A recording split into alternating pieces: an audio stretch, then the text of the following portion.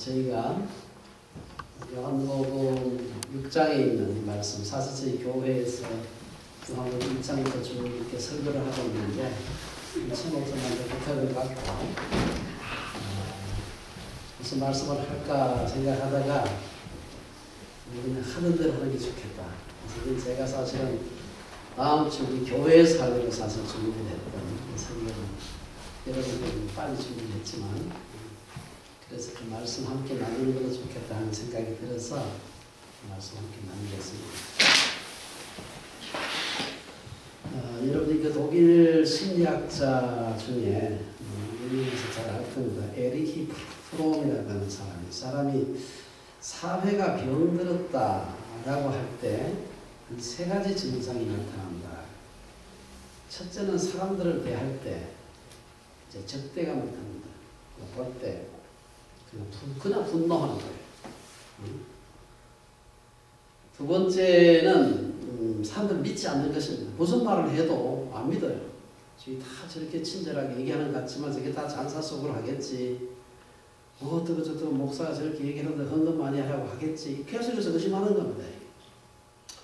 세 번째 이 병든 사회의 특징은 이 사람이 얘기하는 거예요. 제가 오늘 이 얘기를 하고 싶어서 이 사람 얘기를 들어요. 사람을 갖다 대할 때 사람을 안 보고 도구화한다는 것입니다. 사람들을 일의 도구로 본다든지 향락의 어떤 대상으로 본다든지 사람을 사람으로 보지 않고 사람을 사람의 목적이 아닌 다른 것을 위한 도구로 본다는 것입니다. 오늘 여러분들 읽었던 이 요한복음 6장의 내용을 보게 되면 앞쪽에 사람들이 예수님 앞에 막 나오는데 왜 나오느냐? 나오는 이유가 그게 나옵니다. 뭔가 하면은 예수님께서 행하시는 많은 표적을 보았기 때문에 이적 혹은 기적을 보았기 때문에 나왔다. 그 말 속에는 무슨 의미가 포함되어 있는가 하면은 그 군중들 중에는 자기도 병이 있어가지고 나도 예수님한테 나아가면 병원비 안 내고 몽창 고칠 수 있을지 모른다. 또 그렇지 않다 하더라도 보통 사람도 그 기가 막힌 기적을 행하는데 가서 그 희한한 구경이나 한번 해볼까? 예수님에 대한 어떤 예수님의 인격이나 예수님의 가르침보다는 예수님을 나의 수단, 내 목적을 달성하기 위한 수단으로 생각한 사람들이 모인 것입니다. 앞에 여러분들 아까 제가 지금 읽은 이것은 개역개정인데 이게 보면은 2절에 보면 큰 무리가 따르니 이는 병자들에게 행하시는 표적을 보았음이니라. 왜 많이 사람들이 왔느냐? 병자들에게 행하시는 표적이 뭡니까? 신유죠. 뇌가 벌떡벌떡 일어나고 불치의 병이 막 고침을 받고 이걸 보고서 사람들이 많이 모였다. 이렇게 예수님을 대상으로 혹은 도구로 생각하고 모인 사람들에게 오늘 예수님께서 그들을 향해서 어떤 말씀을 하시는가 하는 것을 소개하려고 하는 것이 오늘 메시지입니다. 이 6장 1절에 보면은 그 후에 예수께서 디베랴의 갈릴리 바다 건너편을 그 후라는 말이 나옵니다. 그 후라는 말은 이제 5장에 나온 얘기들이죠. 5장에 무슨 얘기가 나오는가 하면은 예수님께서 이제 명절을 맞아가지고 예루살렘에 들어가시다가 성문 양문이라고 하는 데 입구에 있는 베데스다 연못가에서 38년 된 병자를 고쳐주는 얘기가 나옵니다. 그 병자를 고쳐주었는데 하필 그날이 안식일이었어요. 그렇지 않아도 예수님을 갖다가 좀 올가미에 글을 넣을 수 없을까? 이렇게 새눈을 뜨고 보고 있었던 사람들이 예수님이 안식일에 일을 하는 걸 봤어요. 병자들을 고쳐주는 일을, 의로 행위를 한 것입니다. 그래가지고 예수님은 막 공격해요. 그랬을 때 예수님께서 그 공격에 대해 가지고 내 아버지께서 안식일에 일하시기 때문에 나도 일한다. 이렇게 대답하셨어요. 그래서 아버지께서 일하니까 나도 아들이 일하는 게 당연하지 않느냐 하면 문제 해결돼야 되는데 해결 안 되고 더 큰 문제가 생겨요. 무슨 문제냐? 지금까지는 안식일을 범한 율법의 한 조항을 범한 죄만 있었지만 내 아버지라고 한다면 이것은 히브리 사람들의 그 관념 속에서는 아버지와 아들은 동격입니다. 내 아버지께서 내 아버지는 분명히 하늘에 계신 성부 하나님 아버지죠. 내 아버지께서 일하시기 때문에 나도 일한다는 그 말은 나도 하나님이라는 뜻입니다.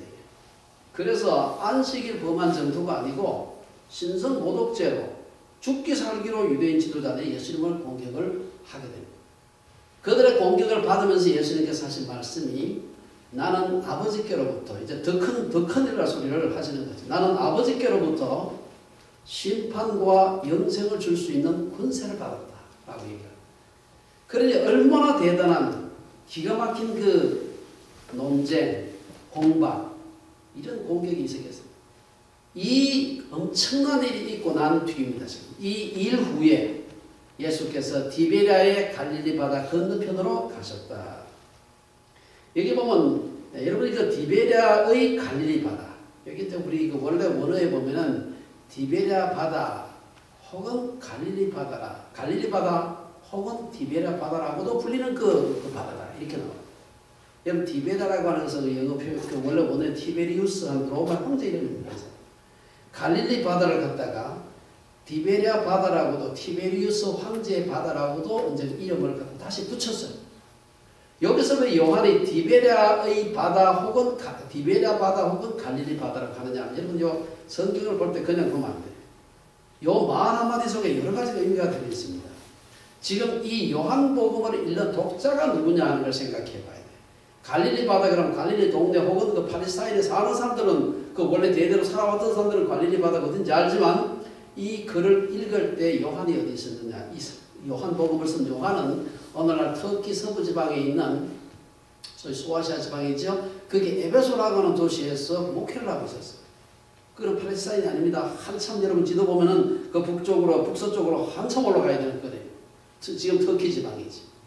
거기는 전형적인 소위 로마 식민지고 헬라 문화권 속에 있었던 사람들이기 때문에 거기에서 있는 사람들에게 글을 쓰면서 갈릴리 바다 해봐야 이게 어딘지 하나도 모르는 겁니다.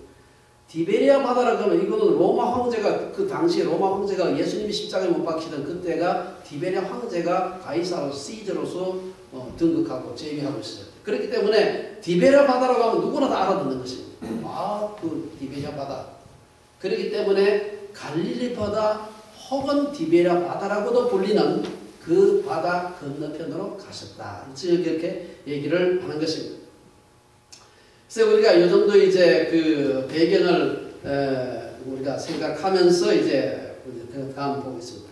사람들이 많이 이제 막 몰려왔어요. 아마 그때 그 뒤에 보면은 명절이 가까워왔다 하는 걸 보니까 다만 그 동네 사람만 모인 게 아니고 명절에 저 디아스포라들 먼 나라에서 이 예루살렘에 1년에 뭐 한 차례씩 혹은 평생에 몇 차례 순례하러 제사드리러 오는 많은 디아스포라들도 아마 그때 그 예루살렘에 있었을 것입니다. 이들 중에도 상중수가 예수님의 명성을 들었을 겁니다. 그래서 예수님께 아마 그 동네 사람과 더불어서 몰려 나오지 않았을까.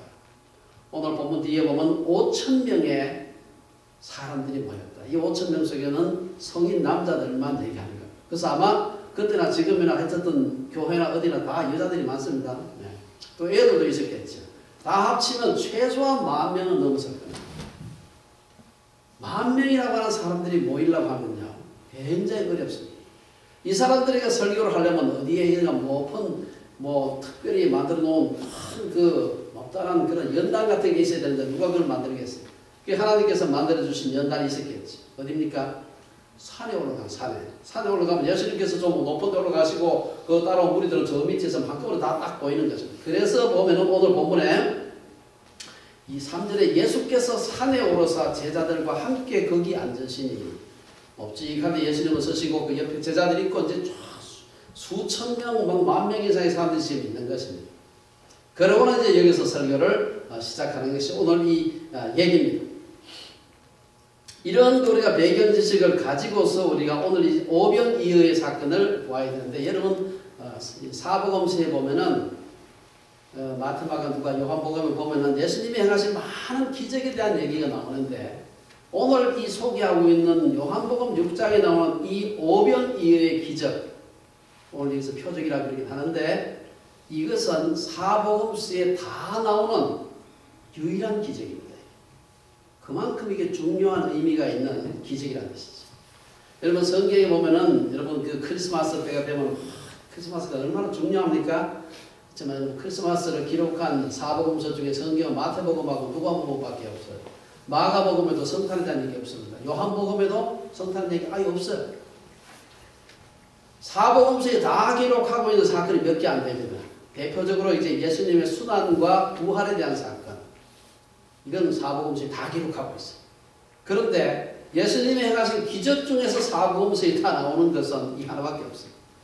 그만큼 중요한 그런 사건이었다. 무엇을 위해서 중요하느냐? 이 사건을 통해서 예수님께서 하나님의 아들이요 세상에 오시는 메시아라는 것을 드러내는데 가장 중요한 사건이라는 것입니다.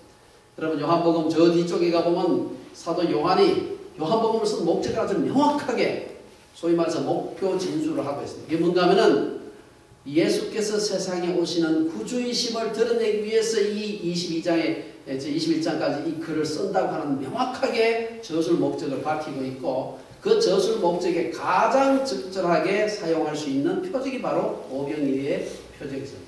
왜 그러냐? 다른 기적들 예를 들어 가나 혼인잔치에서 뭐 물을 포도주로 만들었다. 들어봤죠? 네. 뒤에 보면 뭐 백부장의 아들을 갖다가 뭐 고쳐줬다든지.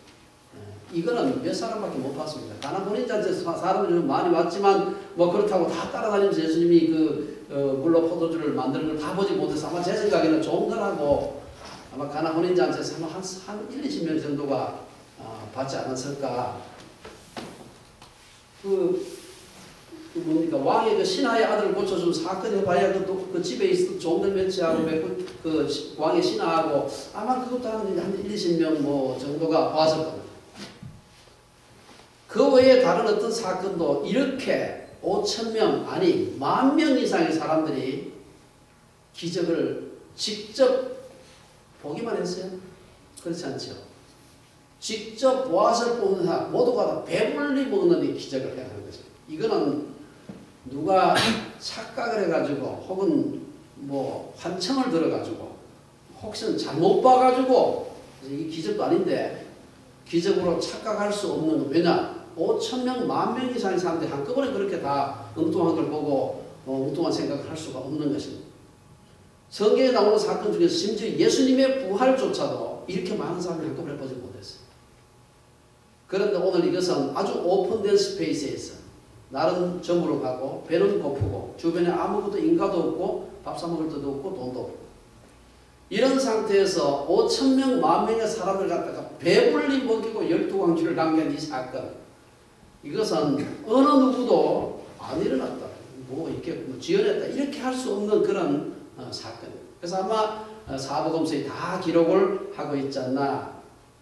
자, 오늘 이제 두 번째로 5절에서 7절에 보면 여기에 이제 그 예수께서 눈을 들어서 큰 무리가 자기에게 나오는 걸 보셨는데 기가 막히게 나는 지금 벌써 뭐 점으로 가는데 사람들 막 꾸역꾸역 계속 몰려들고 그러니까 이제 빌립에게 물었습니다.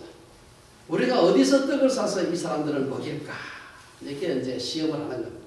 여기서 예수께서 눈을 들어 큰 무리가 자기에게 오는 것을 보시고 이 큰 무리란 말, 이 무리란 말은 물론 많은 사람들 말하는 것인데 성경에서 무리란 말을 쓸 때 헬라어에서 한 3가지 종류의 단어가 있어요. 오늘 여기서 나오는 말은 좀 적은 말이지만 미안합니다만 오클로스라고 하는 말을 사용하는데 이거는요 보통 데모스라고 하는 말을 사용할 때는 보통 시민들을 얘기해요. 라오스라고 얘기하는 말이 또 있는데 캄보디아 라오스 말고 이 라오스란 말이 있어요. 이 라오스란 말은 하나님의 백성들 할 때 라오스란 말을 써요. 근데 오클로스란 말을 사용할 때는 이것은 그야말로 춥고 배고픈 민초들을 가리킬 때 쓰는 말이에요. 이 오클로스들이 자기에게 나오는 것을 보셨어. 벌써 배가 고픈 얼굴에 나타나지? 때는 지났지? 피곤에 쩔었어요. 다 하루 종일 예수님 말씀 듣느라고 밥도 제대로 못 먹고 따라다니다. 그 오클로스가 예수님에게 나온 것을 보고서 빌립에게 제자 빌립에게 얘기를 하는 것입니다. 그래서 우리가 어디서 떡을 사서 이 사람들을 먹이겠느냐? 예수님께서 그 뒤에 바로 그 얘기다. 예수님께서 빌립을 뭐 방법을 몰라서 그런 게 아니고 빌립을 시험하고자 하고 이 시험이란 말은 이게 템테이션 아니고 테스트를 얘기하는 것입니다. 빌립이 믿음 있는 대답을 하나 하는 걸 보기 위해서 빌립이 그걸 넘어지라고 하기 위해서 한 게 아니고 그렇게 물었습니다. 이 질문을 딱 받자마자 빌립이 뭐라 그럽니까? 이 근처에 일단 인가가 없고 상점이 없고 이스본들 10,000명 식사를 금방 내올 수 있는 데는 존재하지 않겠죠. 예루살렘조차. 그리고 그게 있다 한들 그걸 살려면 돈이 200데나리온이 필요합니다. 제가 봤을 때 저도 굉장히 그 암산을 빨리 하는 사람인데 필립이 굉장히 암산을 빨리 하네요. 1데나리온은 한 남자의 하루 일당입니다. 요새 같으면 여기 같으면 100불 무슨 미니멈 웨이지 따져서 한 100불 한국 같으면 10만 원 정도. 200데나리온은 얼마? 한국 돈으로 2천만 원, 우리 돈으로 여기 돈으로 2만 불이에요. 그러면은 생각을 한번 해보세요. 200데나리온이 있으면 우리 한번 한국 돈으로 그냥 쉽게 계산. 2천만 원 그러면은 지금 여기 10,000명이 있어. 5,000명이라 지금 실제로 여자들 애들 합치면 10,000명이 넘는 겁니다. 이게 10,000명 따졌을 때 2천만 원을 만으로 따지면 1인당 얼마치가 돌아가요? 2,000원. 그렇죠. 사실 1인당 2,000원 돌아가지고는 그야말로 뭐 그냥 시장길 가시는 정도 조금 배는 채울지 모르지만 이거 절대로 배불리 먹을 수가 없는 겁니다. 빌립이 딱 계산을 했어요. 그래서 빌립이 뭐라 그래요? 여기서 보면은 각 사람으로 조금씩 받게 할지라도 200데나리온의 떡이 부족하리이다. 예수님 딱 물었는데 무슨 자자자 CPU가 돌아가가지고 계산 딱 해서 결과가 딱 나와서 딱 계산해 보니까 이게 대충 보니까 한 10,000명은 되겠는데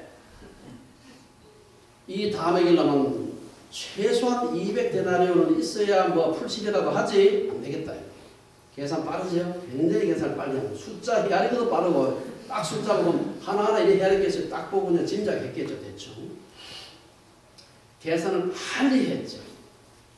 이제 이러한 그 사건을 두고서 이 사건이 사복음서에 다 기록되어 있다 그랬죠.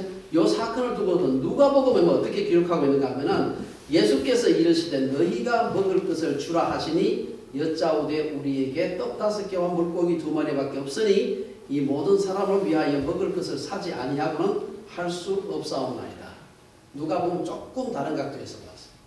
그래서 이미 빌립이 그 얘기할 때 그 옆에는 이미 어린아이가 도시락 한 개 들고 서 있는 겁니다. 그걸 놓고 지금 얘기하는 것이고 요한복음은 그 얘기는 조금 뒤에 나오는 걸로 얘기를 하고 있습니다. 자 이제 예수님께서 빌립에게 물으실 때 이미 빌립 앞에는 안드레가 데리고 온 그 어린아이가 있는 것입니다. 그래서 빌립은 이 많은 군중들을 먹이기 위해서 많은 돈과 음식이 있어야 돼요. 돈만 있어도 안 되고 음식만 있어도 안 되는 것입니다. 둘 다가 한꺼번에 있어야 되는데 이것은 이 빈들에서는 전혀 불가능한 얘기다. 여러분 이게 우리의 인생의 시츄에이션이라고 생각을 해보세요. 여러분 인생을 살아가다 보면은 어려운 일을 만나게 되죠. 내가 가진 자원 다 도움해도 어떻게 할 방법이 없어요. 어려운 문제가 생길 때 아무리 생각해도 솔루션이 없을 때 이 빌립처럼 내가 가진 것, 내가 동원할 수 있는 자원을 가지고서 어떻게 이 문제를 해결해 볼 수 없을까? 혹 다른 방법으로 이 문제를 해결할 방법은 없을까? 우리가 이 빌립처럼 그렇게 다 계산해가지고 1인당 2,000원 per person 해가지고는 도대체 이게 다 먹일 수가 없다는 것을 금방 알았는데 빌립의 계산은 거기가 빌립은 거기까지 더 이상 어떻게 방법이 없어. 돈도 없고 음식도 없는데 어떻게 하겠어요 지금.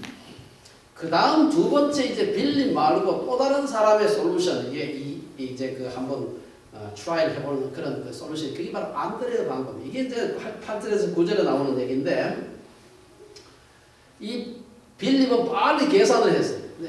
안드레는 그렇지 않고 다른 사람을 하나님께 데려오는 은사가 있었습니다. 8절에 보면 제자 중 하나 곧 시몬 베드로의 형제 안드레가 예수께 여짜오되 여기 한 아이가 있어 보리떡 5개와 물고기 2마리를 가지고 있나이다. 그러나 그것이 이 많은 사람에게 얼마나 되겠사옵나이까. 여러분 그 베드로의 형제 안드레는 빌립처럼 막 머리가 뺑 돌아가가지고 1인당 2,000원 뭐 이렇게 계산은 못했지만 이 사람 역시 자기가 가지고 있는 자원 데리고 온 어린아이 점심 이거밖에 못 보는 사람이었어요. 이 아이는 보리떡 5개와 물고기 2마리를 가지고 있었습니다.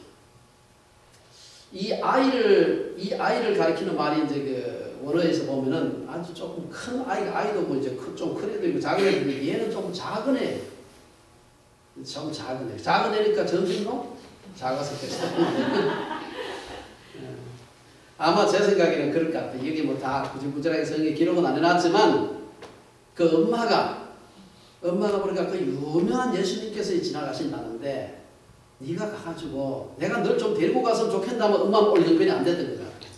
그래가지고 점심을 싸주고 네가 가서 정말 도시락 싸줄 테니까 네가 들고 가서 하루 종일 그 훌륭하신 예수님 말씀을 하루 종일 들어라. 빠지지 말고. 그리고 나면 혼자 지금 보냈던 것 같아요. 그리고 여기 보면은 이 아이가 가진 점심은 작은 보리떡 5개입니다. 보리떡 5개, 우리말로 옛날 그러면 개떡입니다. 보리떡 5개와 작은 물고기 2마리. 오병이어니까 물고기 2마리. 여기서 여기 물고기는 이 원래 원어로 옵사리온이란 말이에요. 옵사리온이란 말이 이게 재밌는 말이에요. 이게 뭔가 하면은 그 옆에 이제 갈릴리 바다도 호수, 뭐 바다도 아니고 호수인데 사실은 그 건너편 빤히 보이는 그런 겁니다. 거기서 낚시나 혹은 그 배, 이렇게 뭐 그물로 이렇게 잡으면은 여러분 여기 요새 법이 있어가지고 우리 너무 작은 물고기 못 잡게 하지만 뭐 그때 그런 건 없었어요. 그러나 물고기를 낚시로 잡거나 뭘 잡았을 때 너무 아주 작은 놈 그냥 뭐 다시 뭐 나가더라도 다시 호수에 집어넣죠. 그러나 이걸 버리기도 좀 아깝고 먹을 날이 너무 작고 이런 것들은 잡아가지고 옆에 던져놓습니다. 이게 바구니 안 넣고 그 왜 던져놓는가 하면은 고아나 과부들이 와서 가지고 가요.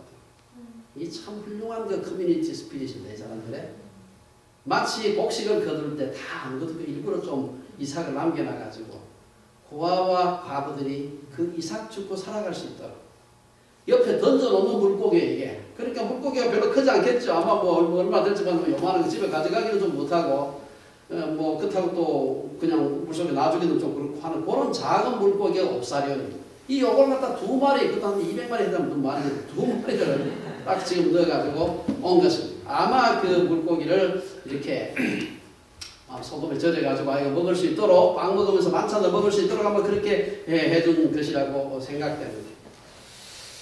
어쨌든 이 어린아이가 사실 도시락을 싸운 걸 봤을 때 어른들 중에서 상당히 도시락을 아마 싸운 사람들도 있었을 텐데 여기 어린아이만 도시락을 이제 예수님께 가지고 왔습니다. 아마 제자들이 무리속을 다니면서 여러분들 중에서 혹시 오늘 점심 좀 제대로 싸운 분 없습니까? 소리를 지르면서 좀 찾았을 것 같아요. 왜냐하면 이 어린아이가 어떻게 그 10,000명이나 되는 사람 중에서 그 점심 가지고 나왔겠어요? 찾았지 않겠습니까?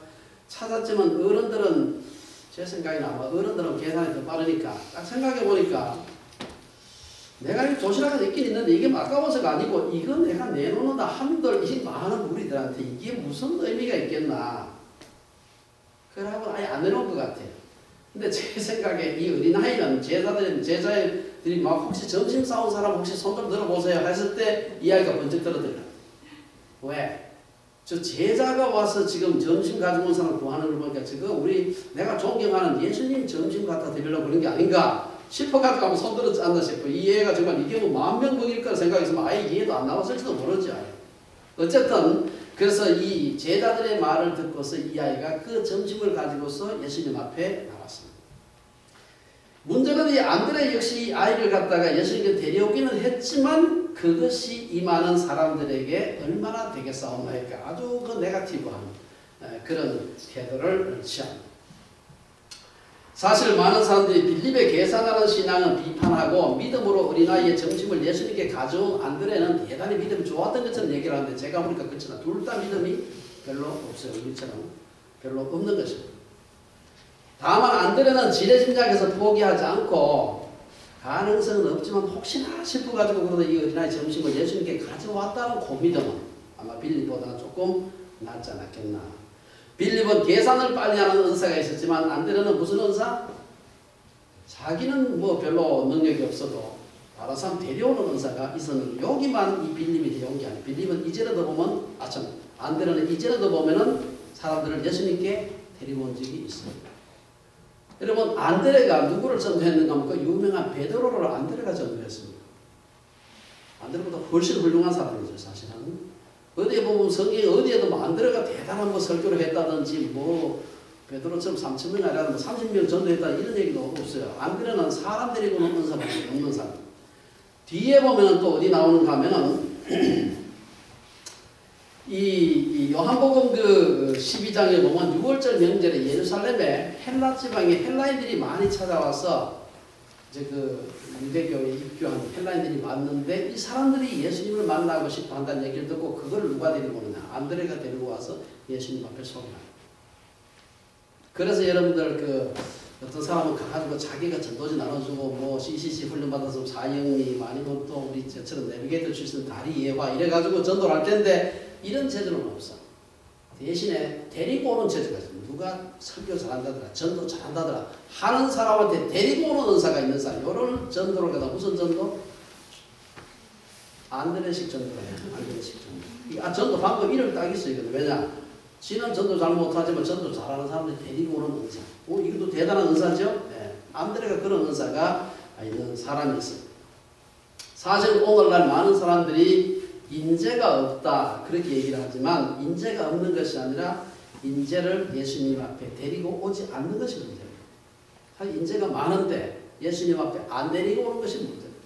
안드레 전도를 받고 예수님께 나온 다혈질 말씀꾸러기 베드로, 이 사람은 후에 초대교회의 대들보 역할을 합니다. 그가 설교했을 때 하루에 3,000명씩 회개를 했다. 대사도가 되었죠. 오늘 본문에서는 안드레는 예수님의 메시아됨을 가장 많은 사람들에게 가장 직접적으로 증거하는 오병이어의 기적이 일어나는 가장 중요한 역할을 했어요. 이 사람이 그 아예 안 데리고 왔으면 이 기적이 안 일어날 거 아니겠어요. 이렇게 대단한 일을 했어요. 자기가 뭐 대단한 게 한 게 아니라 어린아이 하나 데리고 온 것입니다. 이게 대단한 일이었죠. 자, 이제 10절에서 13절까지 하나님께서 이 안드레의 작은 헌신 혹은 그 아이의 작은 헌신을 어떻게 사용하느냐 하는 것이 10절에서 13절까지 나오는 것입니다. 이게 보면 이제 어린아이의 떡을 손에 드신 예수님께서는 우리들을 외식하기 좋도록 그룹으로 이렇게 잔디 위에 앉으라 이렇게 그룹으로 이제 앉게 했습니다. 아마 아까 얘기한 대로 전체는 한 1만 명 이상의 사람들이 모여 있었으리라고 생각됩니다. 그리고는 예수님께서 이 오병이어를 손에 들고 축사하시고 제자들에게 나눠주라 이렇게 나눠주었습니다. 문제는 나눠줘도 이게 계속해서 자꾸 생기는 겁니다. 신학자들 앉아가지고 언제 불어났을까? 언제 불어났을까? 바구니에서 딱 주는 순간 또 하나 더 생기고 주는 순간 또 하나 생기고 아니야, 그렇지 않습니다. 예수님께서 아마 있으니까 그냥 오병이어가 엄청 늘어났는데 그걸 갖다가 한 관계씩 줬겠지 뭐 여러 가지 얘기를 하는데 그건 그렇게 중요한 것이 아니고요. 예수님께서 축사하시고 나눠주기 시작했을 때 어린아이 하나가 그냥 딱 먹으면 맞을 정도의 음식이 어른 다 포함해서 10,000명 이상이 먹고도 12광주리가 나왔다. 그렇게. 이 사건은 골방에서 일어난 사건이 아닙니다. 아까 얘기한 대로 다른 어떤 기적보다도 많은 사람이 공개된 장소에서 그 물정을 가지고 배부르는 게 그냥 되는 게 아니라 먹어야 배가 부르지. 이 엄청난 사람들이 분명한 물정을 가지고서 예수님의 메시아됨을 확인할 수 있는 표적이 바로 오병이어의 사건이었다. 근데 이렇게 분명한 기적인데도 이것도 후퇴 안 믿는 사람이 있어요. 제가 옛날에 미국에서 공부할 때 우리 학교에 같이 다니던 같은 과는 아니었지만 사회학과 대학원에 있던 친구도 아니지 그냥 아는 사람인데 중앙일보 한국에서 기자를 하고 왔다는 건데 똑똑하게 생겼어요 사람이. 오병이어의 기적은 거짓말이다. 왜 거짓말이냐? 어떻게 물고기 2마리하고 빵 5개 가지고 많은 사람을 먹일 수 있겠느냐? 그거는 거짓말인데 그것은 사실이 아닌데 그 어린아이가 이 많은 사람들을 생각하면서 예수님 앞에 오병이어를 가져왔다는 그 마음이 너무 따뜻해가지고 그냥 그 모습만 보고도 사람들의 마음이 후끈후끈해가지고 이렇게 해석을 하는 사람이 있더라고. 그 진짜 크리에이티브한 해석이에요. 생각 처음 듣는 해석이었어요. 자유주의신학자들은 예수님이 어린아이의 오병이어를 받아서 축사할 때 이 사람 역시 사람의 마음이 뜨거워져서 자, 어린아이도 저렇게 먹을 거 안 먹고 예수님 앞에 내어줬는데 우리 이 꽃을 쳐놓은 거 이거 내 나이 안 되겠나? 이래가지고 그 마음이 뜨거워져가지고 오물처럼 끄집어내가지고 뭐 니 좀 먹어라 이렇게 해가지고 다 먹고 남았다. 뭐 이상한 해석을 많이 하는데 제가 봤을 때는 아주 탁월한 해석인 듯이 보이기는 하는데 문제는 그렇게 해석하면 그 다음 걸 해석을 못합니다. 그 뒤에 무슨 일이 일어납니까? 이 기적 직후에 사람들이 예수님을 왕을 삼으려고 했다. 아니 왕을 삼으려고 해서 뭐가 배에 솔리드하게 들어간 게 있어야 왕을 삼지. 그냥 기분 좋게 그냥 배고픔 잠깐 있게 해주는 그런 사람을 왕으로 삼을 리가 없는 것입니다. 예수님을 왕으로 삼게 되면 식량 문제 해결 다 되겠다. 공부지체 끝. 이 생각하고 예수님을 갖다가 그 왕으로 삼으려고 하지. 여러분 그렇지 않습니까? 그래서 이 자유주의 신학자들이 얘기하는 거랑 이상한 사람들이 얘기하는 거랑 전혀 앞뒤가 안 맞는 말입니다. 여러분 기어코 믿지 않기로 작정한 사람을 믿게 할 방법은 세상에 존재하지 않습니다. 한 가지 분명한 것은 기적을 믿지 않는 사람들은 과학적이고 합리적인 사고를 가진 사람들이 이전에 그런 사람들이 교만한 사람입니다. 왜? 내가 이해할 수 있는 사건만 일어나지 내가 이해할 수 없는 사건은 절대로 일어날 수 없다. 자기가 뭐 우주에 무슨 표준이라고 그런 얘기 아니에요. 자기가 다 가봤어요. 어디에? 지구 내에서도 자기가 모르는 게 얼마나 많은데. 저는 물리학자로서 내가 이제 한평생 지금 살면서 사람들이 생각보다 너무 교만하다. 왜 교만한다? 지가 알지도 못하는 걸 가지고서 안 일어났다 뭐 얘기를 하고. 우리가 이성적으로 설명할 수 있는 일은 물론이고 이성적으로 설명할 수 없는 일까지도 하나님께서 하실 수 있다고 우리의 지식의 지평을 오픈해 놓는 게 필요해요. 합리적인 것만 일어난다. 그런 합리적이지. 합리란 말이 뭡니까? 우리 이성적으로 설명할 수 있는 일인데 그렇지 않은 일은 안 일어난다. 자기가 무슨 권한으로 안 일어난다고 얘기할 수 있습니까? 너무 교만한 얘기죠. 오늘 우리 어린아이는 작은 점심을 예수님께 드림으로 자신만이 아니라 엄청난 무리의 사람들이 밥을 잔뜩 먹었을 뿐 아니라 더 중요한 것은 예수님께서 세상에 오시는 바로 그 선지자, 아까 이름을 읽었던 바로 그 예언자, 다시 말해서 바로 메시아라는 사실을 드러내는데 이 어린아이의 작은 점심이 결정적인 역할을 했다는 것입니다. 우리의 작은 헌신을 크게 사용하시는 하나님을 찬양합시다. 내가 가진 것이 얼마나 큰가가 중요한 게 아니라 내 누구의 손에 들려져 있느냐가 중요한 거예요. 내 손에 100불 있어? 그럼 100불 그거예요. 1000불 있어. 그러나 그것이 하나님께 예수님의 손에 들려질 때 그게 10배, 100배, 1000배, 10,000배. 또 이렇게 얘기하면 우리 목사님도 헌금하라고 또 저러나 먹는 그 정도. 그렇게 생각하지 마시고 하나님 앞에 여러분이 가진 것을 드리기 바랍니다. 여러분 드린다 하는 것이 꼭 돈만 드리는 게 아니에요. 내 재능도 드리고 내 가진 모든 것 이후에 지금은 별로 여러분들이 가진 게 별로 없겠지만 이후에 살다 보면 이제 돈도 생기게 될 테고 지위도 생기게 되고 권선도 있게 되고 이런 거 있을 때 그게 세상에 있을 때는 내 손에 꼭 잡아지고 있으면 그게 그거예요. 하나도 안 됩니다. 월요일별 세이빙스 칸 넣어봐야 그거 1년에 1% 안 되죠. 그러나 그것을 갖다가 예수님의 손에 갖다 놓을 때 어린아이의 점심이 10,000배 이상으로 불어난 것처럼 누구의 손에 있느냐가 중요한 것입니다. 예수님의 손에 들려졌을 때 예수께서 세상에 오신 바로 그 선지자, 바로 그 예언자, 바로 그 메시아라는 사실이 증거가 되었다는 것입니다. 그래서 14절, 15절에 보면 이제 예수님이 메시아라는 사실이 밝히 드러나서 14절에 보면 그 사람들이 예수께서 행하신 이 표적을 보고 말하되 이는 참으로 세상에 오신 그 선지자라 하더라. 예수께서 이 세상에 오신 것을 목적을 사도 요한은 이 세상에 그리스도가 되기 위해서 세상에 오셨다 그랬는데 그것을 드러내는데 이 사건이 아주 기가 막히게 가장 중요한 표적으로 사용이 된 것입니다. 하지만 빈들에서 예수님을 통해서 그야말로 배불리 먹은 군중들이 예수님을 그냥 둘 리가 없는 것입니다. 요새로 말하면 대통령 추대위원회 같은 걸 만들었겠지. 그래가지고 저런 분을 임금을 만들어야 안 되겠나. 그러면 이제 우리가 배불리 먹고 로마의 압제로부터 그냥 우리는 군대 안 가도 되고 예수님 혼자 앞장서서 다 물리치고 많은 생각을 하면서 예수님을 억지로 잡아서, 오늘 본문에 보면 억지로 잡아서 예수님을 임금 삼으려고 했다. 그래서 예수님께서 오늘 본문에 보면은 그런 군중들을 보고서 억지로 붙들어 임금으로 삼으려는 줄 아시고 다시 혼자 산으로 떠나가시나. 다시란 말이 왜 있습니까? 이전에도 여러 차례 있었다는 것입니다. 이전에도 사람들이 뭐 기적하는 행하면 그래서 예수님 임금 좀 왕 좀 만들자. 이런 일이 자꾸 있었다. 그런데 이때도 다시 혼자 산으로 떠나가셨다.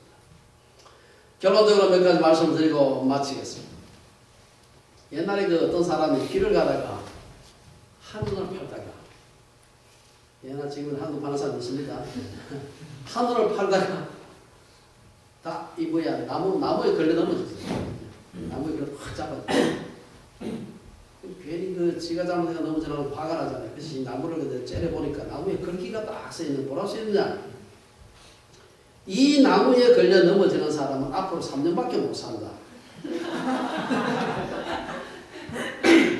이 사람이 화가 나서 봤는데 그걸 보니까 막 겁이 덜 큰다. 큰일 났구나. 이게 3년밖에 못 산다. 그럼 막 너무 앉아서 막 울었어. 그 옆에 사람이 가만 보니까 이 나무에 걸려 넘어지는 사람 3년밖에 못 산다. 한 사람 막 울고 있어. 울고 있으니까 이 사람이 딱 보고 있다가 울 게 아니라 이게 가서 자기 일부러 가서 그걸 넘어. 그 다음 일어서 가지고 다시 어떻게 했겠어? 또가 넘어졌지. 6년. 또가 넘어졌어. 9년. 이렇게 해서 몇 번을 넘어졌게? 6만 번을 넘어져서 토탈 몇 년? 18만 년. 네. 그게 바로 그 유명한 삼천갑자 동방사기입니다. 동방사기라는 사람은 삼천갑자가 뭔지 1갑은 60년입니다. 60 곱하기 3천 하면 18만 년이죠. 삼천갑자를 산 동방삭의에 내가 이제 3년밖에 못 살겠다 생각하면 이거 절망이지. 그렇죠? 한 번 넘어지는데 3년이구나 이렇게 보는 사람이 있는가 하면 야 이제 나 이제 3년밖에 못 살겠구나 하는 사람이 있는 것입니다. 같은 나무 조각에 걸려 넘어져 놓고도 이렇게 보는 관점에 따라서 전혀 달라지는 것입니다. 비슷한 얘기가 또 있어요. 어떤 사람이 시골에 살다 보니까 이제 가난하고 또 뭐 직장도 없고 내가 서울 가서 돈 좀 벌어야 되겠다 생각을 하고 서울 간다고 하니까 동네에서 다 소문이 났겠지. 누가 뭐 돈 벌어서 서울 간다 하니까 바로 옆집에 아저씨가 야야야야 너 서울 가지 마라. 내가 서울 여러 살 가봤는데 서울은 얼마나 비싼지 몰라. 그거 가면 물도 사 먹는데 물도 그 물값 있어. 이 사람이 뭐라 그랬겠어? 됐다 가서 물 팔아야 되겠다. 그래가 서울 가서 물을 팔아서 돈을 많이 벌었다는 거야. 어떤 사람은 그렇게 물도 사 먹는데 딴 건 얼마나 더 비싸겠어. 이렇게 보는 사람이 있는가 하면은 물도 사니까 나도 그거 팔면 되겠네 라고 하는 사람이 있는 것입니다. 이게 이제 관점의 차이. 어떤 각도에서 보느냐에 따라서 같은 사건이 전혀 뒤집어져서 반대가 될 수 있는 것입니다. 그래서 우리가 이런 생각을 하면서 한 두 가지 정도 권면을 드리고 싶은데, 첫째 우리가 자신의 문제보다도 더 큰 분이 세상에 계신다 하는 것을 우리가 꼭 기억을 해야 됩니다. 우리들에게 음식을 제공해야 하는 제자들의 관점에서 우리는 우리의 문제, 제자들이 직면한 문제도 크잖아요. 지금 많은 명이 있죠. 뭐 돈도 없고 음식도 없고 그 문제가 엄청나게 큰 문제였던 것처럼 그 비슷하게 우리도 인생을 살다 보면은 그런 문제에 직면할 때가 있습니다. 때로는 건강의 문제, 학업의 문제, 재정의 문제, 어떤 그 이성 친구의 문제, 뭐 결혼한 사람부터 부부 관계의 문제라든지 뭐 자녀 문제라든지 온갖 여러 가지 살다 보면 인생의 문제에 직면하게 됩니다. 그때 나는 아직도 빈들에서 굶주리고 있는 10,000명 이상의 사람들, 저 사람들을 어떻게 할까? 라고 혼자 끙끙거리며 내 이 직장 문제 어떻게 하지? 내 결혼 문제 어떻게 하지? 학업 문제 어떻게 하지? 이걸 아직도 빈들에서 끙끙거리고 있는 사람입니다. 이때 우리가 우리의 그 문제보다도 훨씬 더 큰 분이 계시다는 사실을 받아들이는 것이 필요합니다. 그래서 사도 바울은 너희 염려를 다 주께 맡겨버리라. 이는 그가 너희를 돌보십니다. 베드로전서 5장 7절 그렇게 권면하고 있습니다. 여러분 나이가 들어갈수록 현실의 쓴맛, 단맛, 조직의 쓴맛 다 경험하면서 나이가 들면서 사람들은 점점 더 부정적이 되어가고 그래서 교회나 선교회 등에서 하나님의 역사를 기대하면서 헌신하는 젊은 사람들 보고서 야 네가 아직 인생을 몰라서 그래. 철딱선이 없이 그렇게 기를 죽이는 그런 망나니 어른들이 생각보다도 세상에 많습니다. 그러나 여러분들 공중에서 저 높은 공중에서 이렇게 나이아가라 폭포 같은데 밧줄 매놓고 그 위에서 건너가는 사람은 절대로 밑에 보지 않습니다. 밑에 보면 어지러워서 떨어지죠. 앞에 똑바로 보고 저 목표 지점을 보고 이게 작대기 들고 가야 되지 그 밑에 보고 오 이렇게 하면 이거 못하는 거예요. 여러분 저 높은 데 올라가서 저 고층 건물 청소하는 사람 마찬가지로 밑에 잡고 내려다보면 어지러워서 일 못합니다. 칠흑같이 어두운 밤도 새벽의 빛을 이길 수 없고 두꺼운 구름 저 너머에 푸른 하늘 구만의 장봉이 있다는 사실을 우리가 받아들여야 합니다. 어떤 세계관을 갖느냐에 따라서 문제에 대한 태도는 물론 문제의 해결책이 완전히 달라질 수가 있어요. 내가 직면한 문제, 내 사면을 뺑뺑 둘러싸고 있는 것 같지만 그 문제보다도 훨씬 더 큰 분이 계시다. 그분에게 우리의 문제를 마치 제자들이 예수님께 와서 그 문제를 예수님께 가지고 왔던 것처럼 우리의 문제를 그분에게 가져가는 것이 두 번째는 내가 가진 자원을 주님의 손에 올려드리는 것이 필요합니다. 이건 어린아이의 그 점심을 가져왔던 어린아이의 관점입니다.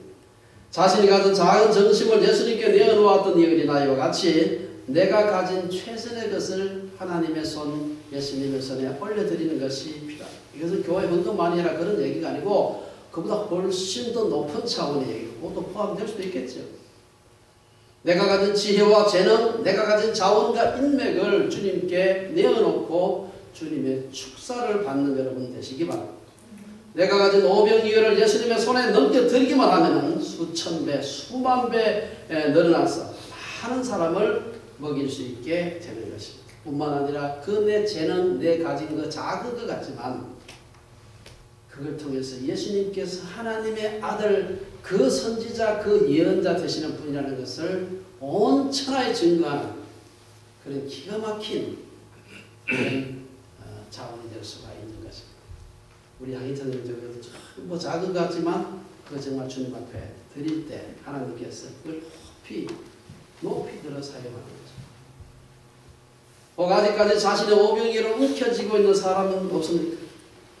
그것이 내 학문과 지식, 권세와 돈 등 무엇이든지 내 손 안에 있는 한은 별 쓸모가 없습니다. 저는 뭐 돈 없는 사람도 많이 만났지만 돈 많은 사람도 많이 만나봤는데 돈 아무 소용이 없어요.